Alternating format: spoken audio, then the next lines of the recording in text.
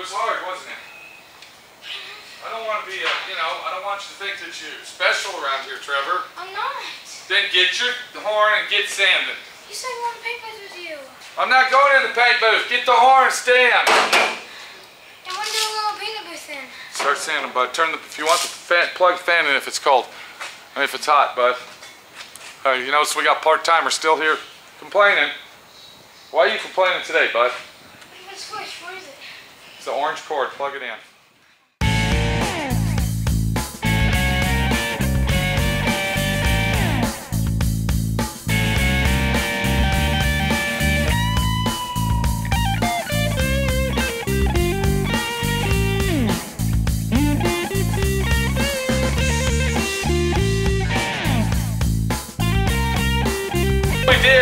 We went over to Arthur's over at where our 55 Buick is, and on the other car that we have over there, the parts car, we have two parts cars to build this one car. So on the other parts car, we went ahead and salvaged our latch panel that goes on our hood, if you look right there. And if you look right here real close, you're going to see that this is rotted out here. This is rusted. This is rusted. Somebody's already tried to weld this together, this section right here. So, if you look at this one, you'll see, I'm going to bring it over here. You'll see that only one little corner of it is rusted. So we're going to go ahead and build that piece. We're going to cut this section off right here, and we'll go ahead and make it work. I went ahead and put epoxy primer on it. Once you get something sandblasted, you should always scuff it down with a Scotch-Brite and go ahead and put epoxy primer down that as soon as you can. Because what happens when you sandblast something, it takes off that factory, the factory seal, okay, the clear coat seal, the etching, factory etching. And what happens is when you touch it with your hands, it'll leave rust marks everywhere. So what we got here is we're going to basically take this one off the same way we took the other one off.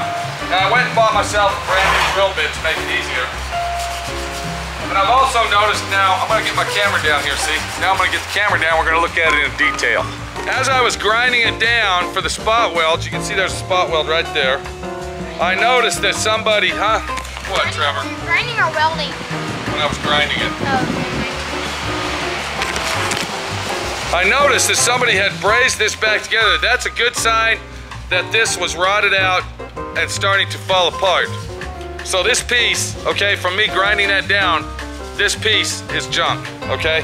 When you see something like that, when you see where somebody had brazed it together, that means that has considerable damage. You can see a braze mark right here where it was falling apart.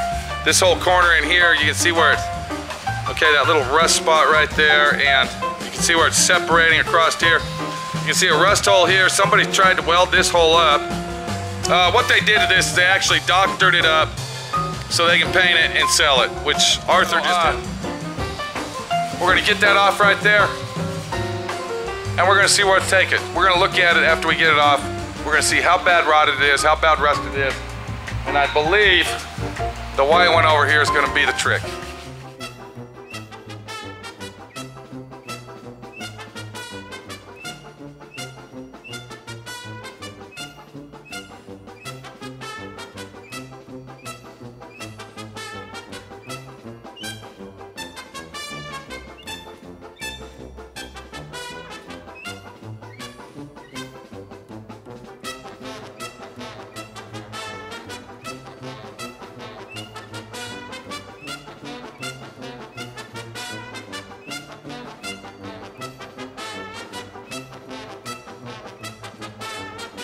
Always remember safety first, okay? I'd like to keep those on all day if I could, just so I don't have to listen to this. But, you know, what are we gonna do? You can take the earphones off now. Hang them up over here, soldier. Now, if you look at that, you can see I got it out of the car. And go ahead and get my camera. We're gonna get a good look at that. Show you just how rotted it really is inside there.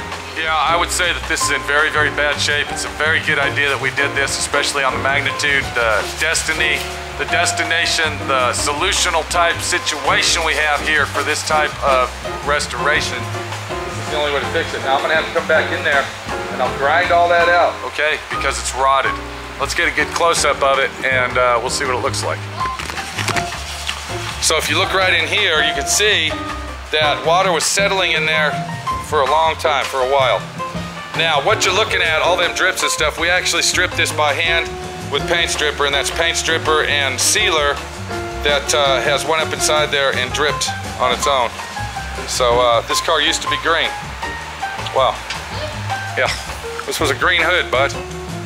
I seriously doubt this hood is the original hood that was on the car then, because we're looking at green right here. Huh. Let's go ahead and turn this over and see what kind of surprises it gives us. And just as I suspected, if we look right here, okay, you can see all the rod holes. You can see where they filled them in with brazing rod and tried to doctor it up so they could sell the car, which they did a really good job of it because somebody bought it. I don't want to say who, but somebody did. Huh? Hold on, say that again. Arthur. Wow, you're smart. Arthur is the one that bought it. Thank you very fucking much. Tell me. Whoops, I didn't mean to say that. Arthur, look here. Ready? 1, 2, 3. Arthur is the one that bought it. Thank you very much, Trevor. You're a good learner. Are you welcome? Okay. So we got our piece off. We got our other piece over here, ready to go.